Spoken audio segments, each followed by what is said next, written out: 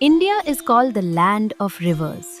Mighty rivers such as the Ganga, Yamuna, Godavari, Narmada, and Brahmaputra flow across the country. But do you know that every year, billions and trillions of liters of fresh river water flow into the sea, where it becomes saline? So, what is the solution? The Government of India promotes rainwater harvesting.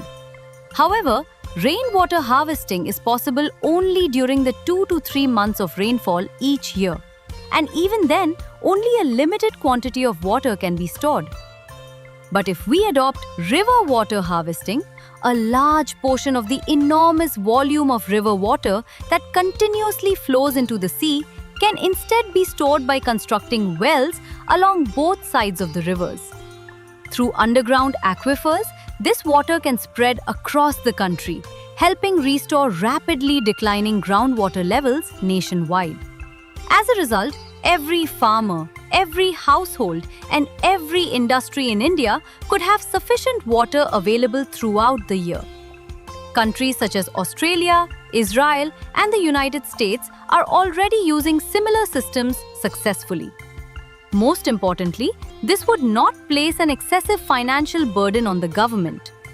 Organizations such as Rotary clubs, Lions clubs, social trusts, and corporate companies could support the construction and maintenance of these wells through their CSR funds.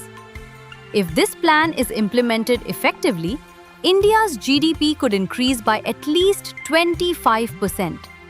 The agricultural sector would experience rapid growth, industries would expand, and the standard of living of every Indian would improve.